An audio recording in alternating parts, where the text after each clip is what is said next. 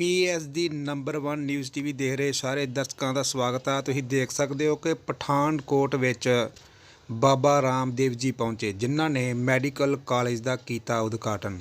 आ तुसीं देख सकते हो लाइव तस्वीरां और सारी दुनिया विच काफ़ी खुशी का माहौल सी और काफ़ी वधिया उत्साह देखने को मिला। आ तुसीं देख सकते हो लाइव तस्वीरां बाबा रामदेव जी जो कि पठानकोट की मैडिकल कॉलेज विच उद्घाटन करने लई पहुँचे। Baba Ramdev PS the number 1 news TV पत्रकार राकेश कुमार दी खास रिपोर्ट।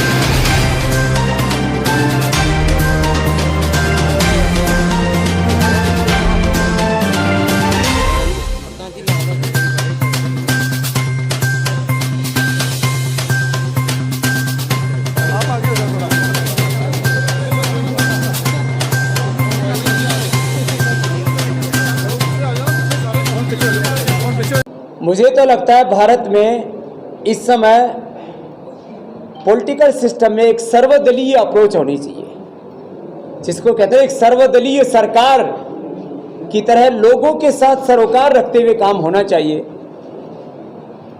नहीं तो आने वाले 2 से 3 महीने भारत के लिए बहुत क्रिटिकल है। यदि हमने इस संक्रमण को कंट्रोल नहीं किया तो इसमें परिवार के परिवार तबाह हो सकते हैं, इसमें पूरी इंडस्ट्रियां तबाह हो सकती हैं, इसमें पूरा पॉलिटिकल सिस्टम ध्वस्त हो सकता है और लोगों का भरोसा अपने ही देश की व्यवस्था से उठ सकता है। इतना खतरनाक समय है, इसलिए इस समय सबको धीरज रख करके कोविड प्रोटोकॉल्स का पालन करते हुए योगाभ्यास भी करने की ज़रूरत है। गिलोय, तुलसी आदि जो हमारी ट्रेडिशनल तरीके उससे अपनी इम्यूनिटी को बढ़ाने की ज़रूरत है। परंपरागत तौर तरीकों से अपने बीपी, शुगर, वेट आदि को खान पान को कंट्रोल करते हुए अपने आप को हेल्दी रखने की ज़रूरत है। और एक बात और कहना चाहता हूँ, जितने भी हमारे मॉडर्न मेडिकल साइंस वाले, एलोपैथी वाले बंधु हैं, वो ज़रा लोगों को कम से कम स्टीराइड दें, कम से कम एंटीबायोटिक दें, कम से कम रेमडेसिविर का इस्तेमाल करें। इससे लोगों को ब्रेन स्ट्रोक हो रहे हैं, लोगों के liver kidney multiple organ failure हो रहे हैं, और खून को पतला करने के लिए भी पूरी प्रक्रिया में मैं सबसे कहूंगा सबसे इफेक्टिव तरीका है लौकी का, दूधी का, किया का जूस, लहसुन और अर्जुन की छाल, दालचीनी का काढ़ा। ये कुछ ट्रेडिशनल चीजें हमारी, प्याज, इनको जरूर खाएं। इससे लोगों का खून पतला रहेगा, क्लोटिंग नहीं होगी और लोगों के ब्रेन हेमरेज नहीं होंगे, ब्रेन फेलियर, हार्ट फेलियर और ये अलग अलग प्रकार के जो कॉम्प्लिकेशंस आ रहे हैं उससे काफ़ी लोगों की जान बच जाएगी। देखो, मुझसे यदि व्यक्तिगत तौर पर अपनी राय मैं दूं तो मैं मानता हूं कि राष्ट्रीय टीकाकरण के तहत सब देशवासियों को टीके का एक दाम मिलना चाहिए जो समर्थ हैं, और जो मिडिल क्लास और लोअर मिडिल क्लास लोग हैं उनके ऊपर तो वैसे ही महंगाई, बेरोजगारी, गरीबी की बहुत बड़ी मार पड़ी हुई है। लाखों करोड़ों लोगों को बेरोजगारी का सामना करना पड़ रहा है। ऐसे में जितने गरीब लोग हैं उनके लिए मुफ्त टीकाकरण जरूर होना चाहिए, और जो समर्थ लोग हैं उनके लिए टीका का एक जैसा दाम होना चाहिए। और टीकाकरण के बाद जो कॉम्प्लिकेशंस आते हैं उसके लिए भी लोगों में जागरूकता के तहत योग करने का अभ्यास और गिलोय तुलसी आदि का सेवन बहुत जरूरी, नहीं तो बहुत लोगों को फीवर, बॉडी पेन और कई प्रकार के मस्कुलर प्रॉब्लम्स लोगों में आ रहे हैं, उससे लोग बच पाएंगे। एक बात तो ये कि कोरोना का जो नया स्ट्रेन आया है, इसके का इन्फेक्टिविटी रेट, इसका जो वायरलिटी रेट जिसको बोलते हैं, संक्रमण का जो उसकी गति है वो पहले से कई गुना ज़्यादा शक्तिशाली होकर के उभरा है। अब ये कोरोना वायरस ना तो किसी पार्टी ने बनाया ना किसी व्यक्ति ने बनाया। अब आप प्रश्न पूछ के थोड़ा उत्तर दे ले रहे। देखो जी, देखो वायरस जो है उसका बिहेवियर अलग अलग देश में अलग अलग तरह का है। इस समय जो भारत में वायरस का जो नया इसका स्ट्रेन आया है वो बहुत शक्तिशाली बनकर के आया है। ये वायरस का स्ट्रेन किसी भी देश में होगा वहां ऐसी तबाही मचाएगी। आप सबको पता है पिछले 7 साल से स्वामी रामदेव कोई पॉलिटिकल स्टेटमेंट नहीं देता, ना कांग्रेस के बारे में, ना बीजेपी के बारे में, ना कोई और पार्टी के बारे में। इसलिए मैं एक बात कहूंगा, I am now a non political person.